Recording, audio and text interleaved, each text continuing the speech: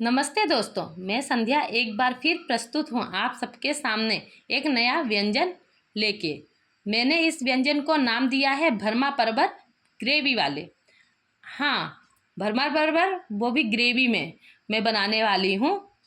चलिए तो मैं बताती हूँ आपको मैंने इसे कैसे पकाया है, कैसे बनाया है। प्लीज़ आप लोग भी इसे पकाइए, बनाइए और कमेंट बॉक्स में मुझे ज़रूर बताइए कि ये कैसे बने, कैसे लगे। दोस्तों, मैं भरमा परवर बनाने के लिए इन मसालों का उपयोग करूंगी। मैं धनिया, जीरा और सौंफ को हल्का हल्का भून के पीस लूँगी और फिर मैं उसी जार में उसी मसालों के साथ इन सारे मसालों को भी पीस लूँगी। मैं थोड़ी सी राई भी पीसूँगी। चलिए मैं पहले भून के मसाला तैयार कर लेती हूँ। दोस्तों, मैंने 2 बड़े चम्मच धनिया लिया है और मैं इसको हल्का भून लूँगी।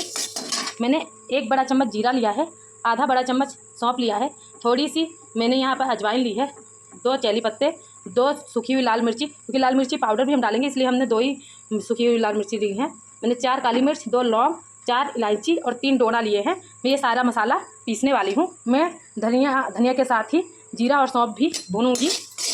मेरी धनिया हल्की हल्की भून गई है तो अब मैं इसमें जीरा भी डाल दूँगी और मैं सौंफ भी डाल के इसको अच्छी तरह से भून लूँगी। जैसे कि आप देख सकते हैं मेरे मसाले भुन गए हैं। अब मैं इसमें लाल मिर्च भी डाल के थोड़ा गरम कर लूँगी। मैं इसमें थोड़ी सी राई के दाने भी डालूँगी और इनको भुन के अब मैंने फ्लेम बंद कर दिया है और मैं इन्हें अब जार में अपने निकाल लूँगी। दोस्तों, मैंने कढ़ाई में 1 चम्मच सरसों का तेल डाल लिया है और मैंने ये 2 बड़े चम्मच बेसन ले लिया है। अब मैं इस बेसन को इस तेल में थोड़ा भून लूँगी।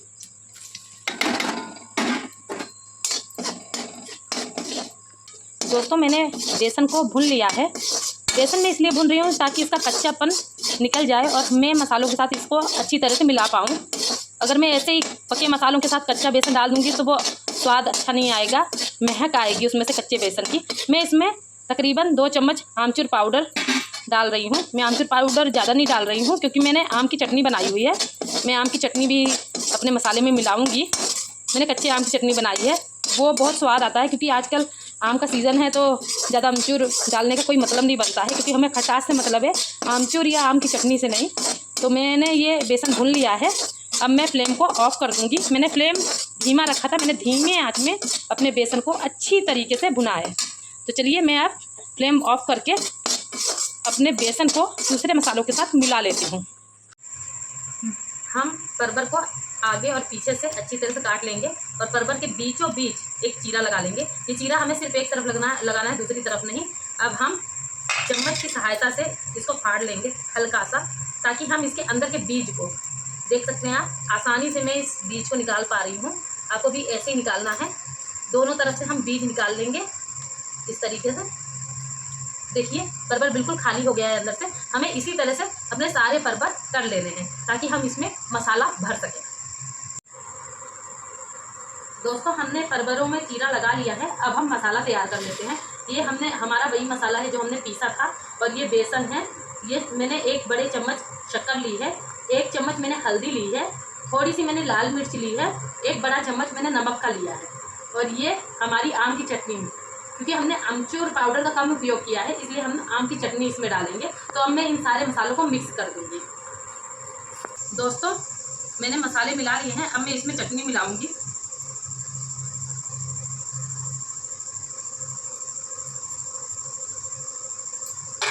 अब मैं इसको अच्छी तरह से मिला लूँगी। दोस्तों, मैंने परवर के ये जो बीज निकाले थे, मैं इन बीजों को भी इसी में मिला दूँगी। मैंने परवर के बीज इस मसाले में इसलिए मिलाए हैं ताकि मैं कुछ वेस्ट नहीं करना चाहती। परवर के बीज भी फ़ायदेमंद होते हैं और मेन पूजा तो यही है। तो अगर हम ये फेंक देंगे तो खाएंगे क्या, इसलिए मैंने इसे अच्छी तरह से इस तरीके से मसल के कुचल के मिला लिया है। आप देख सकते हैं इससे हमारा मसाला ख़राब नहीं होगा बल्कि और टेस्टी होगा। मसाला ऑलमोस्ट तैयार है, बस मैं इसमें थोड़ा सा ऑयल डालूंगी। मैं सरसों के तेल का उपयोग करूंगी। ये मैंने 2 चम्मच सरसों का तेल इस्तेमाल किया है। आप चाहे तो कोई भी तेल इस्तेमाल कर सकते हैं या घी का भी इस्तेमाल कर सकते हैं। मेरा मसाला बिल्कुल बनके रेडी है। अब मैं इसको अपने इन परवरों में भरूंगी। मैं चम्मच की मदद से ये कर रही हूँ क्योंकि ये मैंने नॉर्मल तो ये अमचूर से बनता है, लेकिन मैंने आज आम की चटनी से इसको बनाना का ट्राई किया है, इसलिए मैं इसको इस तरीके से भर रही हूँ। हम इसे अच्छी तरह से भर लेंगे ताकि ये बराबर बिल्कुल भर जाएं। आप देखिए इसी तरीके से हमें काम करना है इसमें। ये बहुत अच्छी तरीके से भरे जा रहे हैं, स्वाद में कोई अंतर नहीं पड़ेगा, बल्कि आम की चटनी के साथ तो हमारा और ज़्यादा फ़ायदा होता है। बहुत ज़्यादा ऑयल नहीं लगता है, तो नॉर्मल से बनते हैं। हमारी हेल्थ के लिए भी ये बहुत अच्छे होते हैं। वरना अक्सर भरमा करेला या परवर या कुछ भी बनाओ तो उसमें ऑयल की वजह से बहुत ज़्यादा हेल्थ को प्रॉब्लम होती है, पेट ख़राब होता है।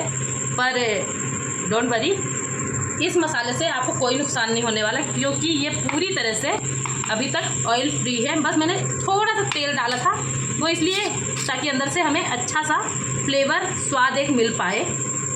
तो अब मैं इसी तरीके से सारे अपने परवर भर रही हूँ, आप भी कर लीजिए। दोस्तों मैंने तवा चढ़ा लिया है, अब मैं तवे के फ्लेम को धीमा कर दूंगी। मेरा तवा हो गया है, इसलिए मैंने कटोरी में ऑयल ले लिया है। ये सरसों का तेल है, आप जो चाहे वो तेल इस्तेमाल कर सकते हैं। अब मैं इस तरीके से अपने परवरों को इसमें डिप करके इसमें ऐसे छोड़ दूंगी। इससे क्या होगा, हमारे परवरों में बराबर तेल लग जाएगा। हमें बहुत ज़्यादा चलाने की या इधर उधर करने की ज़रूरत नहीं पड़ेगी। बस हमें ऐसे ही सारे परवरों को करते जाना। देखिए मैंने सारे परवरों को इसमें रख दिया है और मैंने फ्लेम को धीमा ही रखना है, तेज़ नहीं करना है। अब मैंने इन सारे परवरों को एक करके हल्का सा पलट देना है, थोड़ा ऐसे। ये मसाले बाहर नहीं आने चाहिए, नहीं तो मसाले फिर जल जाएंगे, हमारे परवर टिक नहीं पाएंगे। परवरों को बस सेकना है इस तरीके से इनको हल्का हल्का पलटती रहूँगी। अगर मसाला बाहर आ रहा है तो आप प्लीज़ इस तरीके से इसको ठीक ज़रूर कर दीजिएगा। मैं बीच वाले परवर पीछे आगे इस तरीके से करती जाऊंगी ताकि ये सीख जाएं।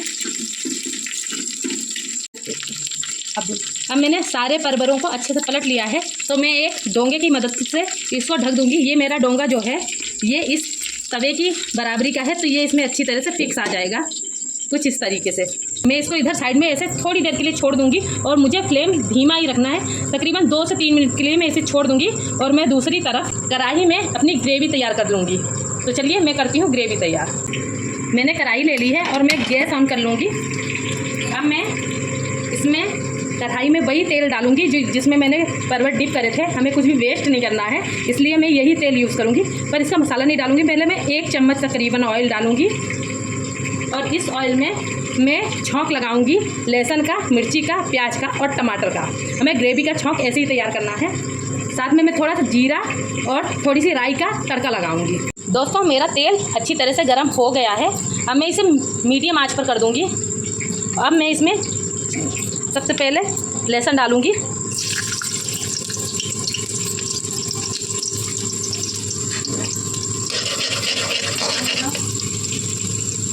लहसुन डालने के बाद मैं थोड़ी सी जीरा डालूंगी और थोड़े से दाने राई के डालूंगी।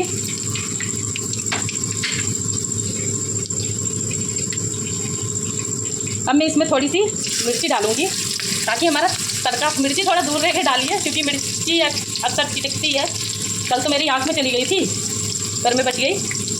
अब आप देख सकते हैं मेरी लहसुन सुनहरे कलर की हो गई है, तो अब मैं इसमें प्याज डालूंगी।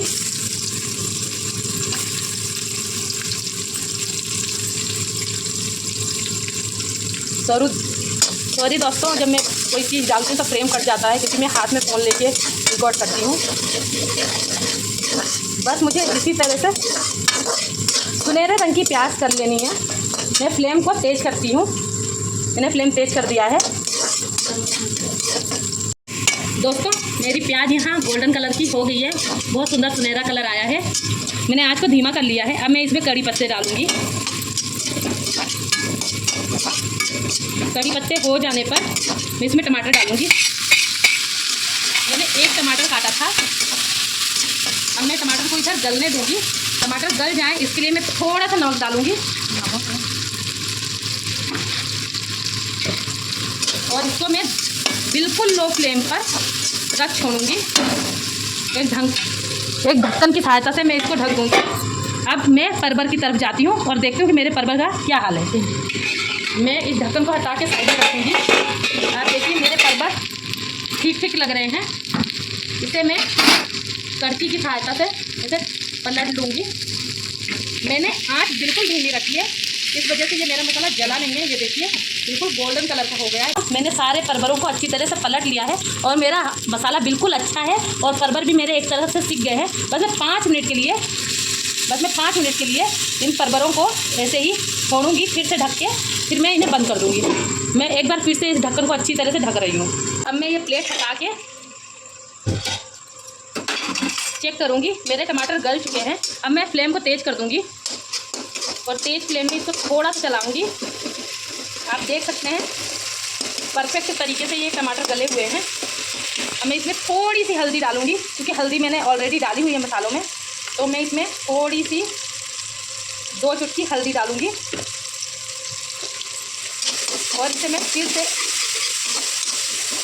इस तरीके से चला दूँगी।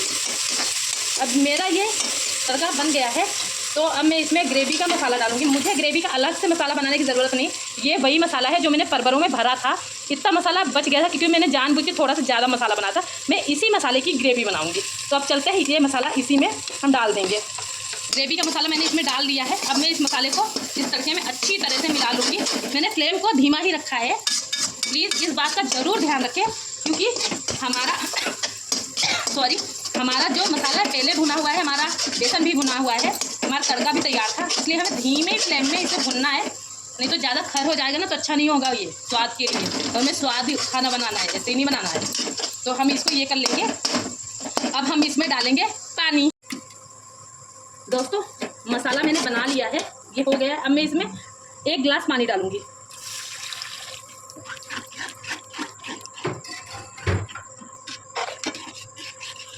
अब मैं फ्लेम को मीडियम आंच पर कर दूंगी और मैं इसे ऐसे ही बलकने के लिए थोड़ा सा छोड़ दूंगी। मैं ज़्यादा पानी अभी नहीं डालूंगी, थोड़ी देर के बाद में जब मैं इसमें परवर डाल दूंगी तो थोड़ा सा पानी मैं इसमें और डालूंगी, लेकिन अभी मैं इसे ऐसे ही ढकूंगी। दोस्तों मैं ग्रेवी की फ्लेम को धीमा कर रही हूँ और मैं इस तरफ अपने परवरों का हाल देख लेती हूँ। आई थिंक वो पक गए होंगे।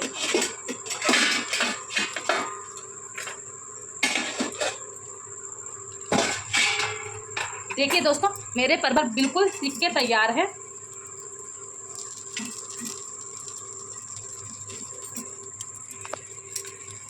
देखिए हमें इसी तरीके से आसानी से इन परवरों को पलट लेना है।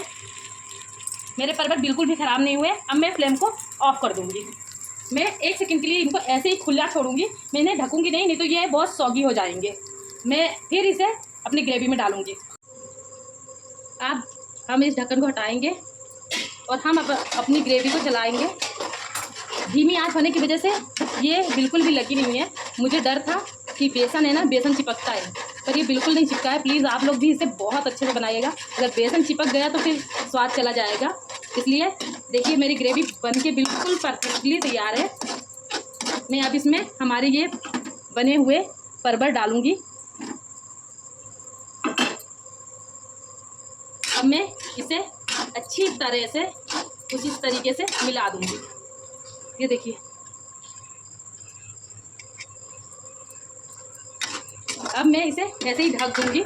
मुझे फ्लेम को धीमा ही रखना है। मुझे धीमे ही आंच में अपने ये ग्रेवी में परवर पकाने हैं। परवर मेरे पके हुए हैं, पर मैं चाहती हूँ इसमें अच्छी तरह से रम जाए, फिर जाए। मैं 5 मिनट बाद इसको खोलूँगी।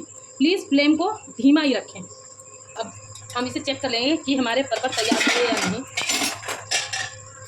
जिस तरीके से ये बुलबुले आ रहे हैं, हमें लग तो रहा है कि हमारे परवर बिल्कुल तैयार हैं। ये देखिए हमारी ग्रेवी लगी भी नहीं, बिल्कुल सही है। हमें इसे बीच ही में चलाना चाहिए, क्योंकि ये बेसन है ना, बेसन चिपकता है। और हमने ऑयल भी बहुत ज़्यादा यूज़ नहीं किया, क्योंकि हमें मालूम था कि परवर में ऑयल है तो वो ऑयल छोड़ेगा ही छोड़ेगा, इसलिए मैंने ज़्यादा ऑयल नहीं यूज़ किया। पर ये देखिए मेरे परवर पक चुके हैं। अब मैं इसे प्लेट पर निकालूंगी। दोस्तों जैसे कि आप देख सकते हैं मेरे परवर बनके बिल्कुल तैयार हैं। अब मैं जा रही हूँ अपने परिवार को खिलाने। प्लीज़ आप लोग भी इसे एंजॉय करिए और मुझे बताइए कि आपको कैसे लगे।